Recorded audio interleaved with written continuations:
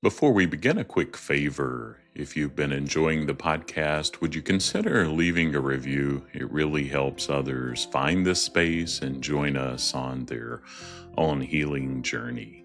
If you haven't already, you can get your free IFS meditations and the self-led pause starter kit at exploreifs.com.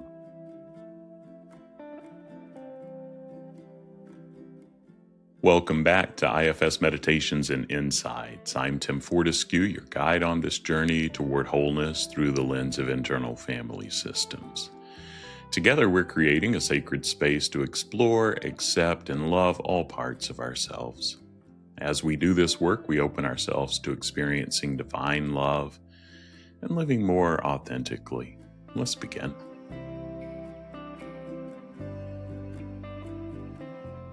Today I want to talk about something small, something that on the surface might sound like splitting hairs. But once you start to notice inside yourself, really notice it, I think it changes lots of things and doesn't seem quite as small. It's the difference between blending with a part and being with a part. At first, those two things can sound nearly identical, especially when we're new to internal family systems, because both involve a part, both involve emotion, both involve relationship. But the lived experience of each, what it actually feels like from the inside, is very different. And learning to feel that difference can bring an enormous amount of relief, space, and compassion. So let's slow down and walk through it together. In IFS, when we're blended with a part, it means that part is essentially taken the driver's seat. Its thoughts feel like the truth, what it's saying. Its emotions feel like the whole of us. Its perspective becomes the entire lens through which we see reality. When a worried part blends with us, we don't just notice anxiety in the room, we become anxious. We are the anxiety. When a critical part blends with us, we don't simply hear a voice somewhere inside. We start believing it. I'm failing. I'm not enough. I should be doing more. It doesn't feel like a part talking, it feels like a verdict. And when an angry protector blends with us, the whole world can suddenly feel irritating, threatening, exhausting. Everything is sharp edged. Now, here's the part I really want you to hear because it matters. Blending is not bad. Your parts are not doing something wrong when they blend. Usually, a part blends because it believes it has to fully take over in order to keep you safe. That anxious part may believe if I stop worrying, something terrible will happen. That inner critic may believe if I stop pushing you, you'll fall apart. That numb or avoidant part may believe if I let you feel this pain, it will swallow you whole. So parts blend because they care. Even when the strategy is heavy, even when it's been running for decades, underneath almost every blended part is a younger story and a protective intention. That's worth remembering before we ever try to do anything about it. And here's the truth. Many people spend most of their lives blended and never know there's another option. Not because they're broken, but because no one ever showed them that there was a different way to be in relationship with their own inner world. So we assume this is just me. I'm anxious. I'm angry. I'm lazy. I'm too much. I'm not enough. IFS offers one small gentle shift. Instead of I am anxious, we begin to notice a part of me feels anxious. That can sound almost too small to matter, like a word game. But internally, it changes the whole geometry of the moment because the second you can notice a part, the second you can say a part of me, there's already a little space, a little presence that is not the part. And that presence has a name in IFS and parts work. We call it self, not another part, not a better part, not a calmer, wiser version of the anxious part. Self is what notices parts. It's the one doing the witnessing. The moment you can observe a part, self is already there. You've already begun. Being with a part is different from being taken over by it. When we're with a part, we can stay connected to it without being consumed by it. We can feel it without becoming it. We can notice. There's fear here. There's shame here. There's anger here. And still remain grounded enough to relate to the part rather than disappear into it. From that grounded place, we can get curious. We can listen. We can actually ask the part something and mean it. What are you afraid would happen if you didn't do this? How long have you been carrying this? What do you need me to understand?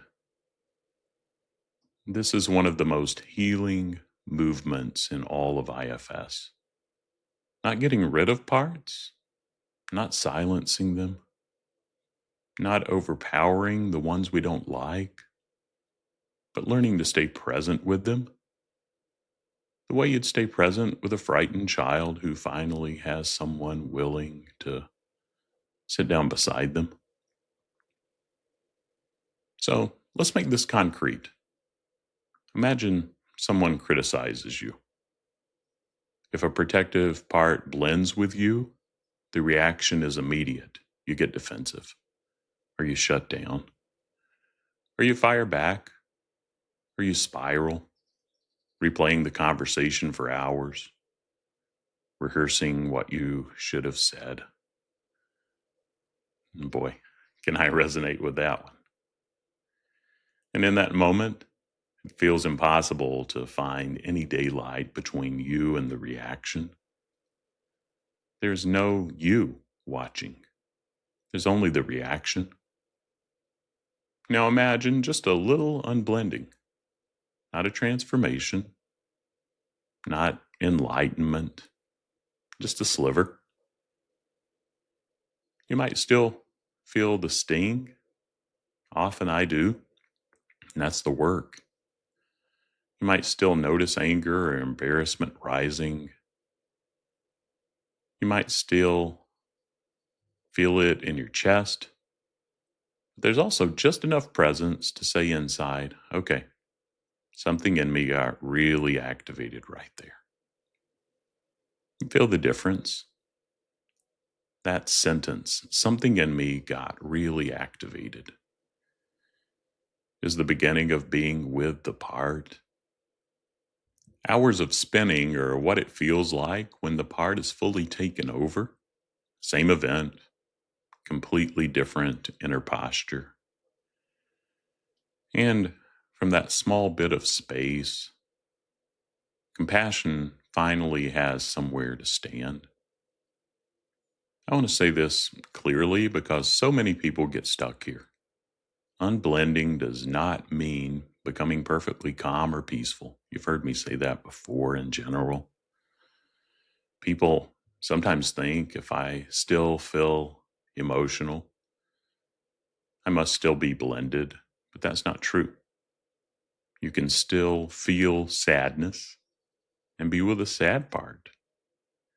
You can still feel fear in your chest, that bodily sensation, that tightness, that weight. and remain grounded enough to turn toward the frightened part with care. You can still feel that sinking feeling in your gut and still be with that shame. What makes it unblending is not the absence of feeling, is the presence of the one doing the witnessing. Most of us live in this middle ground, some self energy present alongside whatever the part is carrying. That's not a failure. That's actually where most real healing happens. In IFS, we're not trying to get rid of emotion. We're not trying to flatten ourselves out. We're trying to build a relationship with our inner world, and relationships have feeling in them. Sometimes unblending is just a thin margin of space and just enough room to say, something in me is really hurting right now. That's already a profound shift. A drop of self is enough. Doesn't take a flood. Here are a few gentle questions you can practice asking whenever you notice yourself getting activated. You don't need all of them. One, maybe plenty. Or maybe you come up with your own. Here's what I have. What part of me is here right now? How do I feel toward this part? Can I be with this part without rushing to fix it? And knowing that, how do you feel toward this part?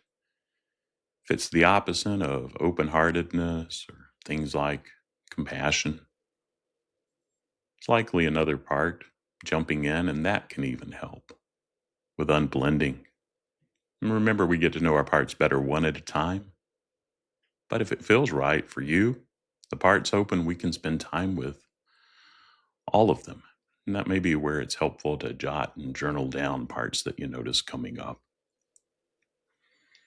And then, final question, I don't think I said this one yet. What might this part be afraid of?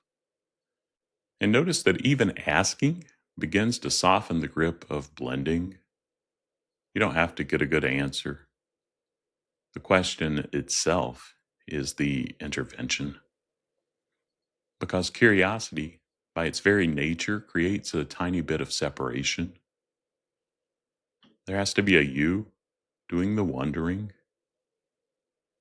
and that you is self, or at least a drop. And here's something to keep in mind. Many of these parts have never once had someone turn toward them with genuine curiosity. That adds a tenderness to it. They've only ever been managed, judged, or ignored. Sometimes your simple, honest question is the first kind thing that part has experienced in years. And I'll be honest with you, as I always am, because it takes the pressure off of me. And I think it takes some pressure off in general. And this shouldn't surprise you, but I still get blended. I got blended this morning. And you still get blended. And we're going to keep getting blended. This is not a flaw in the system, just part of being a person. The goal was never to become some flawless, perfectly self led human who is never activated again. That person doesn't exist. Or if they do, I'd love to meet them. Maybe they do. I haven't found them yet. And chasing down that person is just another part's project. The goal or intention is simply this: a little more awareness, a little more compassion, a little more connection inside. Over time, as parts feel met again and again, something quietly shifts. They begin to trust that they don't have to take over completely just to be heard. And that trust changes things. It changes our relationships. It changes our nervous systems. It changes how we make decisions, how long we can stay connected to ourselves and to the people we love when things get hard. So here's an invitation. Just one small experiment if you choose to take it on. The next time you notice yourself overwhelmed, reactive, shut down, or spinning, see if you can pause for one moment and just take a breath.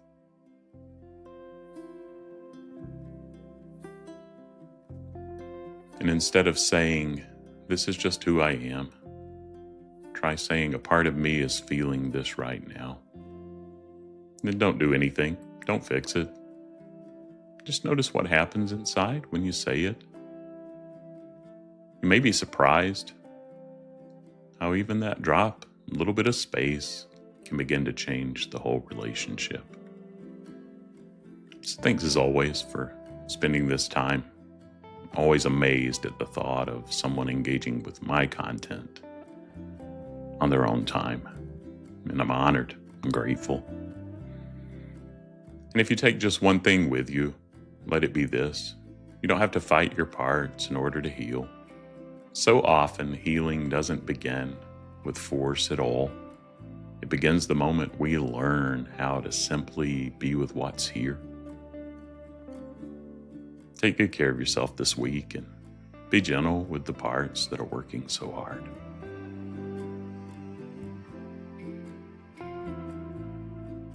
That wraps up another episode of IFS Meditations and Insights. If today's episode was meaningful to you, please follow, subscribe, share with someone who might need it. A positive review helps more people find this healing work. So grateful for the reviews that you've given. Don't forget, you can get your free IFS meditations and the Self-Led Pause Starter Kit at exploreifs.com. Know too, you can always reach out to me. If I can be of assistance, send me an email, tim@faithfullygrowing.com. And until our next session, be gentle with yourself. I'll try to do the same because we're beloved human beings.